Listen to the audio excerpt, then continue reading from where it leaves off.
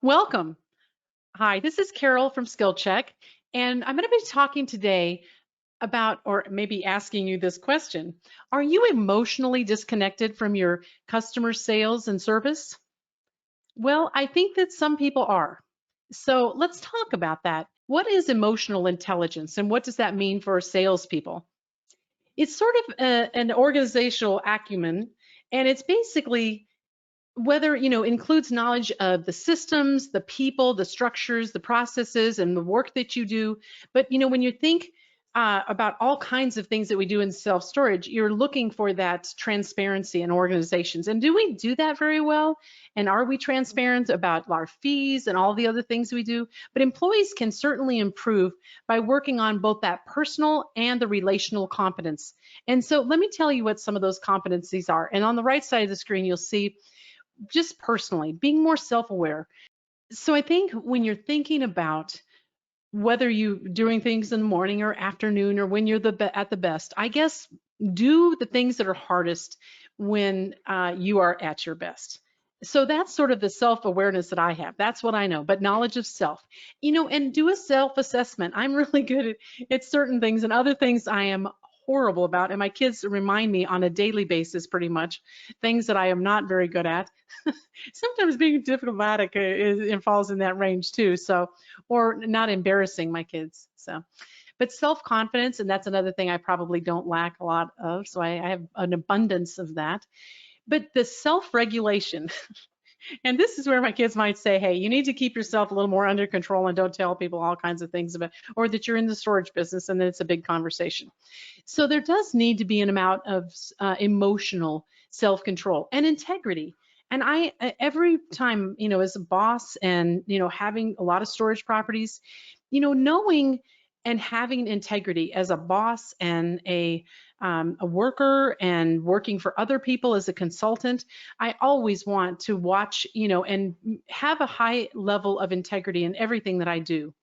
And again, whether you're at behind a counter or whatever you're doing in self-storage, maybe you're the boss, you have that integrity because it's really important. And it goes to what the people that work for you know, or your customers, they know that if you have a lot of integrity, you don't cut around, don't do things, improperly and things like that. So it's important.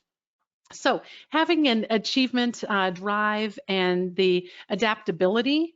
Uh, Sometimes when I've had managers, if I said we were going to change something, they're like, oh no, you can't do that. I don't want to do that. We don't know. We're not going to do that. I'm like, well, unfortunately, yes, we're going to do that because we want to do that. We want to try something different, and here's what it is. But adaptability in anything is really helpful to you. The less, or I guess, the more rigid you are, the harder a job becomes, unless you will only do it one way. The initiative and innovation. I really love those managers that get out there and say, you know what? I noticed that this was wrong, and so I fixed that. And you know what? Sometimes they haven't always done the right thing, but I said, you know what? I like the fact that you actually took the initiative to do something. Next time in the future, do it this way, and this is kind of our policy or the way we would do that. But I love the fact that they actually tried to do something instead of saying, well, I don't know, I didn't know what to tell the customer, and I just didn't do anything. And sometimes it was like the manager did something wrong and they gave a month's rent free. Not something I like to be done, but they did it. And I said, in the future, let's give them this or that, or at least, notify me before you do it or as you're doing it or something like that. And the continue idea of learning and education, it's so important, and trying to make sure that you're looking, well, if you're listening to this today, I have to say you've got to be interested in learning, or you probably wouldn't be going into YouTube and looking at this. So I like that fact. It's got to be good, unless someone's making you, and then it's maybe not so fun. But also think about, how about the relational competencies? I really, when I'm looking for someone to work in self-storage, I want someone friendly and helpful and outgoing. And they need to have empathy too. They need to have, because there's so many people coming with stories of, well, yeah, we just broke up, and I've had people with girls with all their stuff full of in the car, and they come in and they say, yeah, my boyfriend kicked me out and I need a storage space. So that's the kind of stuff that may happen, right, in real life. So Also, just being aware of your organization and how it works. Who should you tell? Who should you talk to within your organization to get certain things done? And building relationships. You want to remember that you've got to communicate well. You've got to work on developing others, and that's if you're the manager and you have assistants. I've sometimes I have assistants that are like, yeah, I can't do that in the computer. I'm like, what? I mean, like, oh, a new rental? Well, you can't do a new rental? Oh, those are saved for the manager. I'm supposed to just set them aside. I'm like, no, everybody does a rental here. I'm pretty sure that that's, what you should do. And come to find out that the manager wanted the credit for getting that and get the bonus. So that didn't work out so well. Also, facilitating team performance. You always want to work everyone into what you're doing and to make sure that they're all a part of the team. And managing conflict. I think as a storage manager, there's a lot of conflict that we have with customers. That would be rate increases. It would be, overlocking them. Even though they're late, they don't like to be overlocked or inconvenienced in any way. So there are things that we can do that, overlock the wrong person, or rent a space and then we forget to take the lock off, and then they've got you're not there in the office and they're trying to load their stuff up. That none of that works. That is certainly conflict that you're going to have. But you also want to remember that part of this emotional intelligence is being able to building that influence that you have, and assuring people that you're going to fix the problem. And you know what? When you're looking at any kind of change, you want to make sure that you're making a change for a good reason. And sometimes as managers, you don't even have that choice. You may be changing to a new insurance company, or you may be changing some rule. It's not your choice, but you still have to back it knowing that, this is the way they want to do that. So also inspirational leadership, and any kind of thing that you do at the property, especially like for me, even when I go out on a property, if I see that there's something on the ground, there's a cigarette butt or there's trash, I'll pick that up and I will set an example. Even with when I've taken customers out to show them a space, if I see something, I'm like, just a minute, and then I pick it up, and then I keep going, because I want to tell them that, listen, we're going to keep this place looking good, right? We're not going to have any kind of problems we're going to ignore them. So building these emotional connections, you want to make sure that people, because they want to be seen and heard, right? And I guess this sort of means that you need to listen to them. You don't need to be too emotional, okay? Because that could be a problem. If they're crying you don't have to cry with them, because that's a little awkward. But you don't want to sit there and act like, okay, I don't need to hear that. I love that, la la la la. Sometimes my kids tell me something, I'm like, I do not want to know this because it involves you and being in a bad, something, and I don't want to think of you or whatever in a bad situation. Also, listen for customers' pain points. I know my parents are old, so they came from the Depression area, and they always wanted to tell me, well, when I was a kid, my mom still tells me, I walked this far to school, 5 miles to school. I can't imagine it being 5 miles. Maybe to someone little, it was 5 miles. And she said, and then I'd put my feet in front of the coal stove, and it would warm up my feet because they were so cold. Yeah, well, I don't know. But the idea is people feel like, and they do clearly have things that they've been through, and that's their story. And listening to it and being able to understand it, it's really good for customers, because it's going to be good for you to be a good listener. And I am sure you will have lots of customers giving you all sorts of ideas and things, and way more than maybe that you want to know about the customer. I've heard so many things over the years. I'm like, I'm sure I should not have heard that. It is not good for my soul to hear all of that sometimes, of that, like the weird stuff that goes on. But I do love it, and it makes our industry interesting too, for sure, right? So your emotion and your passion for self-storage really does sell. It helps you sell your product. If you're passionate about it, the customers are going to know it. And I want you to listen for those customer pain points. If they say something, and I was on a call center, I was doing some call center training, and this girl her opening line was, well, apparently I need storage because my boyfriend is kicking me out tonight, and his new girlfriend will be here in about 45 minutes, and I have to be out of here. And I was sitting there because I'm shadowing a person, and the person just sat there and say, oh, she says, oh, what size do you need? And I was like, oh no, it was the perfect time to say, what the heck? I'm going to fix you up. I don't, that, I'm so sorry that happened to you. And I am going to, let's, come on, girl, get with this, and let's get you a unit and get your stuff in there. And you're going to go beyond this, because that's not worth a guy worth having or something, right? You want to get out there and try to listen to what they're saying and their pain points. If they say, yes, my mother died, and they'll say, I'm so sorry. And just take a moment. It's going to take a few seconds to say, this must be a really tough time for you and your family. And how can we help you? Tell me what I can do to help you today. What are you looking for? How can I help you? But remember to sell the problem that you solve, not just the price. Because the problem that you're solving for these customers that are calling to you, it's so important to have some passion and listen to the customer. And it doesn't mean that you can't deviate from some sort of script. You've got to be real with people. So you want to make storing your goods easier, storing the customer's goods, because that's what we do. We try to make storing easier, right? Because we have carts and dollies and some drive-up access or free move-in trucks. There's a variety of ways that we try to make this process easy. And I know that sometimes even people that are trying to get into sort of the storage business are saying, oh, we're so much easier than self-storage. You can store in somebody's house. I don't think that's so easy, or not very private for sure. But the emotion of the idea of storing, help them solve their problem, because it's now, you can't solve the boyfriend girlfriend problem, but you can certainly get them to where they have their goods safe and they can access it, and you're going to be awesome for them. So you're going to be there. So you want to connect that in a meaningful way. That means that giving that customer the sense of comfort, and you have a storage solution for them. And make it easy. Don't make it hard to do that. And you also want to make sure that after you've given them that, you make sure that that rental experience is easy and fast.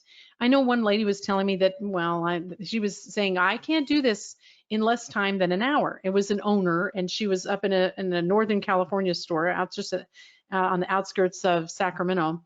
And she took almost an hour to do a rental. I said, you've got to do this quicker than this. You cannot possibly take an hour on every rental. You could only do 8 a day. I mean, I've done 42 in a day. So you must be able to get faster than this, especially with a new store. And you want to make sure that that rental process, again, is easy and fast. And don't forget, don't be afraid to get personal or talk with them and have some humor about things, because the process just is so rough for some people. And keep your promises. If you tell someone, oh yeah, the light's not working in here, let me get that changed before you get in, or I'll get my maintenance person to do that. But again, you have to make sure there's a note somewhere and that you're going to follow through with that. So keep those promises that you make, and make sure the customers know that you love your job. And I've had some managers that I've gone in and I've shopped them, and they're like, well, this is the most boring place I've ever worked. Really? I can't imagine. I mean, I do think there are some storage properties that may be boring, but generally speaking, when you actually interact with customers and talk to them and get to know what's going on, it's an amazing place to work. And that's why I always like to hire people who like other people and like being around people, because it is so much a part of this job. Also remember, we've kind of got some COVID blues going on. I can definitely see it in some managers that are answering the phone. I can hear that, and from the customers too. So don't let that get you down, or change how you interact in a friendly or kind manner. I mean, just because you have a mask on or you're in a different situation, you can still be friendly and energetic, whatever you want to be to customers, but don't let this get you down to where you can't even think anymore. And you still want to show the storage spaces, right? I know some people are like, well, we're not showing any spaces because of COVID. Well, you can, if someone, you could be in the golf cart and someone could be in their car, and you go out and show them, you still show them the space. Otherwise, you're gonna have a lot of transfers, because people are like, oh yeah, that's too big, or this is too little. So you want to show them the space. So don't worry about those things. Try to just get over it. And make sure when you are showing the customers, talk to them about the space. Don't just sit there and let them look at it. Say, well, this is something, tell me some of the things you have, because you can really stack and pack high, and talk to them like that. You want to make sure you're friendly and personable, right? That's what we're talking about. That's what you really need to be good at self-storage. So the other thing is that learn to listen and empathize. And I'll tell you, this is really one of the hardest things. If you're not like this, then this is tough to change about you. And I don't know if you really can fix it if you're not like this. I've had 2 ex-husbands, so not that I ever did anything wrong, right? But I have to say, if you have a person that's looking at being a manager, or your assistant manager, if they're not friendly when they come in and they interact with you, this is definitely not the job. Again, they've got to have active listening skills and ask those open and closed questions of customers. Tell me a little bit about what you're storing. Oh, did you want to, can you stack your things up high or a little high? Are they coming in some boxes? And how did you want to do, what do you want to do at the table? Do you want to take the legs off? And I know sometimes it's like some customers don't even want to hear any of that. And other ones are like, oh yeah, that would work. Oh, that would work much better. And remember, listen and show interest in their problems, and listen for their feelings. Because if they're like, oh wow, that's a lot more than I thought it was going to be, don't worry, try to get them into something smaller. Say, you know what, we do actually have, if you wanted to try to save some money, we have someone, on the upper floors, or we have another one around in the hallway here that might be work for you. You don't put them down because they don't have the money and just like, well, that's just what it is. If there's some other alternatives, let them see it. And remember to summarize what you hear in a meaningful way. And if they say something like, yeah, I lost, my dad, and we're trying to put all this stuff in storage, and my mom's a mess, and say, I'm so sorry to hear about your dad. And let me help you and make this move in the storage process really easy. And try to do something like that, because you have to acknowledge it. Because I hear these, because we do mystery shops at Skill Check, we hear a lot of calls where it's like they say something like, yeah, I broke up, and where I lost my job, and now I've got to move. And just say, I'm so sorry to hear you lost your job. What? Nobody wants to lose their job. I mean, you've got to interact. And I hear these things go by, and I'm thinking, wow, you just lost the very thing that might have connected you and that person right there and made the sale, whether even you're more expensive than your competitors. This is so easy. If you put this into your sales presentation, this is going to make the difference. And I guarantee you this works every single time, because people respond. So that's just the rules. Well, I love that, and I do love this picture. I found this on the web, and I think this is a company that uses our services too. I love how they have the local businesses on the board back there. Can you see how awesome that is? And it's full. It's full of people that probably have moving services, but other things too. People coming new into the community, and they have all kinds of local businesses, and it's a really nice little thing. And it looks like they've got some plaques there too from something. So remember, when you're telling about the storage process, in fact, the site link has a little thing that says, rules and regulations.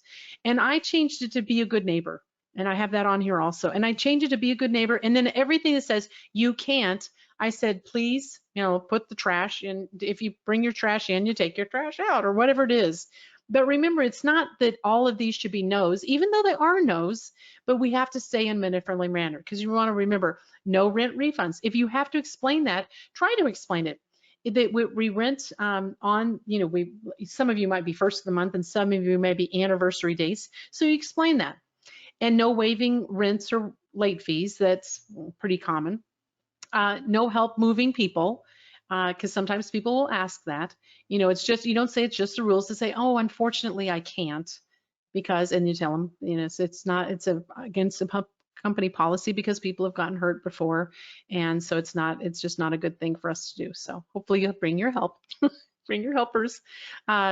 No assembling furniture. No kidding that some people kind of want you to do those sorts of things too, or ask you to do extra things while you're working there. and no after hours access. Some people like to, and well, I mean, if you offer that, then fine, and you maybe pay extra for that, that's okay. Some of you have no use of the dumpster. The problem is that it just gets flowing, and it's can be problematic with people. And then you have dumpster divers, which is even worse. I've had not only managers, but I have customers that have broken ribs getting in and out of the dumpster. So yeah, it's not a pretty thing anymore. And I have to worry about my dumpster divers, even as okay, I have to say I have dumpster dived before. But it was for a good cause. This pharmaceutical company had a whole bunch of things that the girl, I guess they fired her or something. So she took all the stuff and put it in the dumpster, and it was Kleenex and coffee mugs, and it was all kinds of Post-it notes and things like that. I mean, boxes full of them. So I said, hey, can we just get these out of there? And we took them to a local school and dropped them off there. And yes, so I was found dumpster diving for that. The other thing is, another rule we have is no tailgating. That's for a good reason, especially if you have door alarms. That's the thing. But again, when you're reciting these rules, remember, it's be a good neighbor, not like you better do this or you can't do that. Because I know some managers just go through the whole rule list of things that you can't do, and they all phrase it, or they phrase all of these things in a certain way that just sounds horrible. So your words, your tone of voice, they make a huge difference in how the customer receives your message. And that's going to make a big, big difference in how successful you are in life, I guess, and in storage. So be careful. Work on your sales presentation and make it really positive. And instead of we don't, think of we can, or that we can. So what can you do? Tell them what you can. So, you've got your presentation, and make it, and have a solution for customers, and think about how you're going to do that.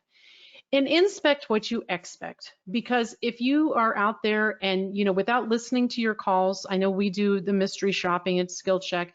So if you're listening to calls, your own calls, recorded calls, or your ones that we record, it will help, and it'll help you improve your sales presentation. And I know this is no fun, and it can be painful, but it is really necessary. And I know some of you have probably heard this story, but I sing, and I have a degree in secondary education and in vocal performance. And sometimes when I'm listening back to stuff that I've recorded or whatever, I'm like, oh my gosh, that's horrible. And when I was singing it, I didn't really notice so much, but boy, when I heard it back, it was huge. And it really had an impact on me, to where it's like, you know what? I am going to, and I would listen and listen, and then listen to someone else that does something in that same song or whatever. And I'm thinking, okay, I've got to get this right or that right. And it can be painful. It can be hard. But if you ever want to get better at anything, you have to practice. You've got to practice it or make it important to you, because that is what's going to get done. And it's not always easy, right?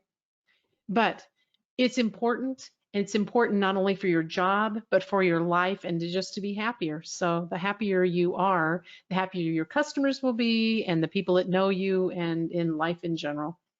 So thank you so much for watching, and I really appreciate you watching, for sure. And again, my name's Carol Mixon from Skill Check. You can reach me at carol@skillcheck.com if you have storage questions. Doesn't have to be about this. It's 1-800-374-7545. And please click and subscribe on our YouTube channel, because I'm desperately trying to get more likes and to get more people listening and watching. So it's important. And if you have some topic or challenge you have for me, call me or contact me in some way, and I will absolutely help you. And thank you for watching, and happy renting. See ya. Bye.